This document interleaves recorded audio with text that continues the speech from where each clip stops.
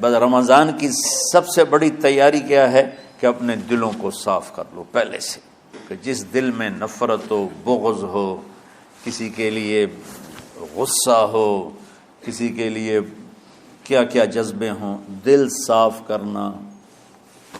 ہمارے گھروں میں روزانہ جھاڑو ہوتا ہے، یہاں مدرسے میں روزانہ صفائی ہوتی کہ نہیں ہوتی؟ چونکہ دنیا کی اصل گندگی ہے تو جھاڑو ہاتھ سے نہیں چھوٹ سکتا۔ حرم شریف میں دیکھا کیسے چاروں طرف خدام پھر رہے ہوتے ہیں برش لے کر، تو دل پہ غبار ایسے آتا ہے جیسے صحن میں غبار آتا ہے، دل پہ گندگی ایسے آتی ہے جیسے صحن میں آتی ہے۔ تو ہم نے نظام بنایا ہوا ہے، لوگ وہ کر رہے ہیں، وہ روزانہ جھاڑو دیتے ہیں۔ تمہارا دل ایک آنگن ہے، ایک صحن ہے، اس میں بغض، نفرت، حسد، پتہ نہیں کیا کیا گندگیاں آئیں گی اور آتی رہیں گی۔ بچوں ایک کام کرو، جھاڑو پکڑ لو، صاف کرو۔ یا اللہ معاملہ تجھ سے کرنا ہے، لوگوں سے نہیں۔ کسی نے برا کہا، کسی نے غیبت کی، کسی نے گالی دی، کسی نے دھکا دیا، کسی نے حق مارا، کسی نے کچھ کیا، یا اللہ تیرے سپرد میں نے اپنے دل کو سب سے صاف کیا، میں نے اپنے دل کو سب سے صاف کیا۔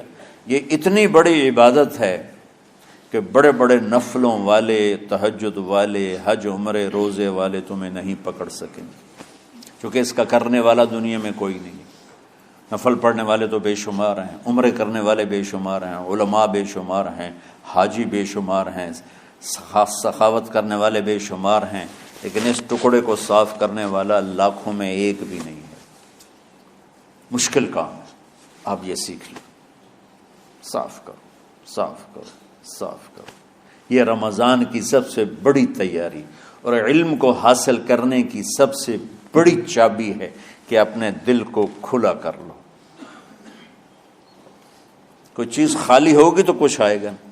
جس دل میں بغض بھرا ہو، نفرت بھری ہو، حسد بھرا ہو، کینہ بھرا ہو، اس میں خاک آئے گا، اس میں تو علم کی ایک کرن بھی نہیں آئے گی۔ اس زبان سے چاہے جتنے مرضی موتی بکھیرے، دل اس کا اندھا ہوگا۔ لا تعمى الابصار ولكن تعمى القلوب التي في الصدور۔ یہ آنکھوں سے اندھے نہیں، دل سے اندھے ہیں۔ تو بچوں اپنے دل کو صاف کرنا سیکھو۔ وہ کتنی مشہور حدیث ہے، آپ نے کہا اس دروازے سے ایک جنتی آ رہا ہے۔ تو ایک انصاری صحابی داخل ہوئے، جوتا ہاتھ میں، داڑھی میں وضو کا پانی۔ اگلے دن اس دروازے سے ایک جنتی آ رہا ہے، تو ایک صحابی آئے، ہاتھ میں جوتا، داڑھی میں وضو کا پانی۔ وہی صحابی اگلے دن اس دروازے سے ایک جنتی آ رہا ہے، تو وہی صحابی 3 دن جنت کی بشارت لی۔ اس صحابہ کی جماعت میں ایک شخص ہیں جن کا نام ہے عبداللہ بن عمرو بن عاص۔ ان سے بڑا عبادت گزار صحابہ میں کوئی نہیں تھا، نہ سابقین میں نہ متاخرین میں، نہ پہلوں میں نہ بعد والوں میں۔ ان کی عبادت کیا تھی؟ ساری رات جاگنا، سارے دن کا روزہ، اور ایک ختم قرآن صبح سے شام تک۔ اتنی اللہ نے طاقت دی تھی۔ پھر وہ غلوب والی بات آ گئی، ایکسٹریم ہونے والی بات آ گئی۔ ان کی شادی والی رات حجلہ عروسی میں داخل ہو رہے ہیں، دلہن کے کمرے میں داخل ہو رہے ہیں، اور مصلی بچھا کے اللہ اکبر، اور دیر نفل تے نفل، دیر نفل تے نفل۔ تو ان کی بیگم نے دیکھا تو وہ بھی خیر کا زمانہ تھا، انہوں نے بھی وضو کیا اور پیچھے مصلی بچھا کے وہ بھی فجر تک نفل پڑھتے رہے۔ صبح ہوئی تو حضرت عمرو بن عاص رضی اللہ عنہ نے پوچھا، بیٹی رات کیسی گزری؟ کہا جی ماشاءاللہ آپ کے بیٹے تو بڑے عبادت گزار ہیں، ساری رات نفلوں میں ہی گزری۔ تو وہ ان کو شکایت کر دی۔ حضرت عمرو بن عاص کو اتنا غصہ چڑھا، بیٹے کو تو کچھ نہیں کہا، کتنی حکمت کی بات ہے۔ سیدھے گئے اللہ کے نبی کے پاس، یا رسول اللہ یہ عبداللہ دیکھیں کیسا نادان ہے، اس کی شادی کی ساری رات نفل پڑھتا رہا۔ تو آپ کہتے ہیں ماشاءاللہ ماشاءاللہ کتنی بڑی بات ہے۔ نفلوں میں گزر گئی، رات بھی نفلوں میں گزر گئی۔ تو آپ نے حضرت عبداللہ بن عمر کو بلا کے ڈانٹا کہ تو نے مہینے میں 3 دن روزے رکھنے ہیں، بس اس سے زیادہ نہیں رکھنے، اور ہفتے میں 1 قرآن ختم کرنا ہے۔ کہا یا رسول اللہ میرے اندر طاقت زیادہ ہے۔ پھر اچھا 15 دن روزے رکھنے، کہ نہیں میرے اندر طاقت زیادہ ہے۔ آپ اس کو تھوڑا تھوڑا کر کے گھٹاتے رہے، اور وہ ہر دفعہ نہیں یا رسول اللہ میرے اندر طاقت زیادہ ہے۔ تو آخر میں آپ نے کہا اچھا چلو 100 میں داؤدی پہ آ جاؤ، 1 دن روزہ رکھو، 1 دن افطار کرو، اور 3 دن سے پہلے قرآن ختم نہیں کرنا۔ تو آپ نے اس کو پیچھے کیا۔ یہ بیٹھے تھے اس محفل میں، ان کے دل میں آیا کیا یہ بزرگ مجھ سے زیادہ عبادت کرتا؟ رات میں ساری جاگتا ہوں، دن روزہ رکھتا ہوں، 1 ختم کرتا ہوں، تو جنت کی بشارت تو مجھے ملنی چاہیے تھی، ان کو کیسے مل رہی؟ یہ کسی کتاب میں نہیں لکھا کہ یہ ان کا جذبہ تھا، لیکن جو کہ میں ان کی سیرت کو جانتا ہوں تو مجھے خیال آتا ہے کہ ان کی نفسیات میں یہ بات آئی ہوگی، چونکہ صرف انہی کو خیال آیا کہ میں جا کے دیکھتا ہوں کہ یہ بزرگ کیا کرتے ہیں۔ تو ان کے پاس پہنچ گئے، چاچا ذرا، وہ ادھیڑ عمر تھے، چاچا وہ میرے ابا تھوڑے ناراض ہیں، تو کچھ دن آپ کے پاس گزارنا ہوگا، بیٹا بسم اللہ آ جاؤ۔ اب رات ہوتے ہی عشاء کی نماز پڑھ کے انہوں نے جلدی سے چادر اوپر لی اور یوں سراغ کر کے ان چاچے کو دیکھنے لگے ایسے کر کہ اب یہ کیا ساری رات سجدہ کرے گا، اور ساری رات روتے روتے روتے روتے مصلی گیلا ہو جائے گا، یا ساری رات رکوع کرے گا، ساری رات قیام کرے گا، ساری رات قرآن پڑھے گا، اس تصور سے یوں دیکھ رہے۔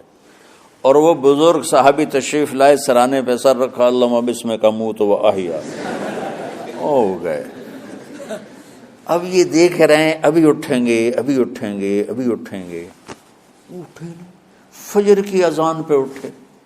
اب یہ تو حیران پریشان ہو گئے کہ یہ کیا ہو؟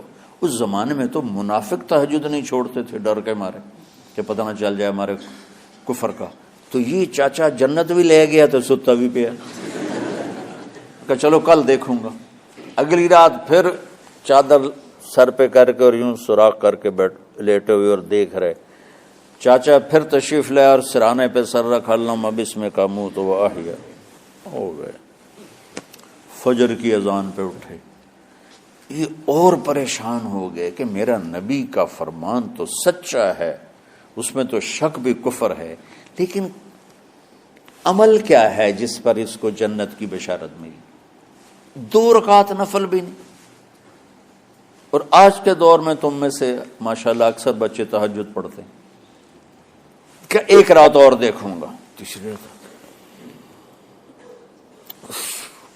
اللہم بسمک اموت و احیا، ہو گئی ساری رات۔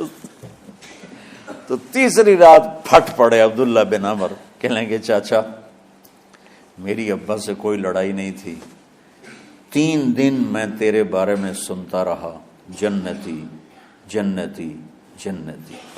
میں دیکھنے آیا تھا کہ آپ کیا کرتے ہیں، آپ تو کچھ بھی نہیں کرتے ہو، ساری رات سوتے رہتے ہو، اب کیا کرتے ہو؟ انہوں نے کہا بیٹا یہی ہے جو تم نے دیکھا ہے۔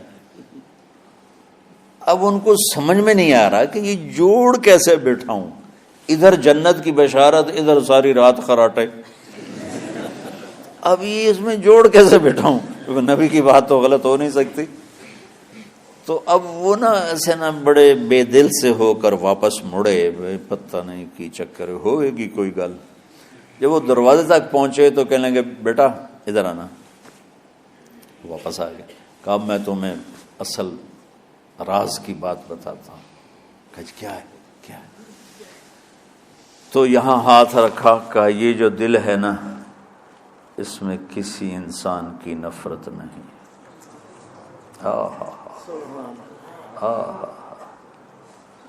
اور جب اللہ کسی کو رزق دیتا ہے، عزت دیتا ہے، مجھے کبھی حسد نہیں ہوا، مجھے خوشی ہوتی۔ تو عبداللہ بن عمر نے کہنا تھا ہاں یہ بات ہے، نہیں، ان کا ہاذا ہوا، اچھل کے کہنے لگے ہاذا ہوا، ہاں ہاں ہاں ہاں یہی ہے یہی ہے یہی ہے۔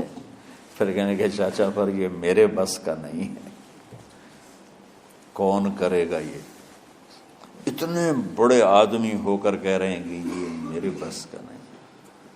تو بچوں، دنیا میں جنتی بننا ہے اور علم اللہ سے لینا ہے تو اسے صاف کر دو، سب کی نفرت سے۔ اس نے مجھے یہ کیوں کہا، اس نے مجھے یوں کیوں دیکھا، اس نے میرے بارے میں یوں کیوں کہا، اس نے میرے بارے میں یہ کیوں لکھا۔ جس کی تعریف ہوتی میری کتنی برائی ہوتی، صرف تعریف تو نہیں ہوتی، بھرا پڑا سوشل میڈیا مجھے گالیاں دیں۔ اللہ کے فضل سے میرے دل میں ایک ذرے کے برابر کبھی کوئی منفی جذبہ نہیں آیا، آئے تو میں دھو کے صاف کر دیتا ہوں، یا اللہ میں نے اپنے دل کو صاف کیا، میرا معاملہ تیرے ساتھ ہے، کسی کے ساتھ نہیں۔ یہی آپ رمضان کی سب سے بڑی تیاری، علم کے حاصل کرنے کا سب سے بڑا ہتھیار آپ کو یہ نہیں ہے کہ تمہیں کتابیں یاد ہو جائیں، تمہیں اشعار یاد ہو جائیں۔ تو ساری امت سے کہتا ہوں رمضان کا استقبال کرو دلوں کو صاف کر کے، نفرتوں کو مٹا کے، مذہبی نفرت، دنیاوی نفرت، رشتوں کی نفرت، بول چال کی نفرت، سیاست کی نفرت، لین دین کی نفرت، ان سب سے اپنے دل کو صاف کرو تاکہ رمضان میں اللہ نے علم اتارا، اللہ تعالیٰ آپ کو علم عطا فرمائے، اور باقی لوگ جو عام دنیا میں زندگی گزار رہے ہیں ان کے دلوں میں اللہ رمضان کا نور اتارے اور ہدایت کا نور اتارے۔ یہ سب سے بڑی تیاری ہے اس کی۔ اور کسی سے گلہ ہے، غصہ ہے، ناراضگی ہے، کسی سے بولتے نہیں ہو، ابھی سے شعبان آ چکا ہے، آپ شعبان سے رمضان کی تیاری شروع فرما دیتے تھے، تو اس کی تیاری کیا ہے؟ وہ دلوں کو صاف کرو، معاف کرو، معافی مانگو، تمہارا قصور نہیں پھر بھی معافی مانگ لو، دلوں کو صاف کرو، اور اللہ سے سخاوت مانگو کہ اللہ کو سخی بھی پسند ہے اور صاف دل والا بھی پسند ہے۔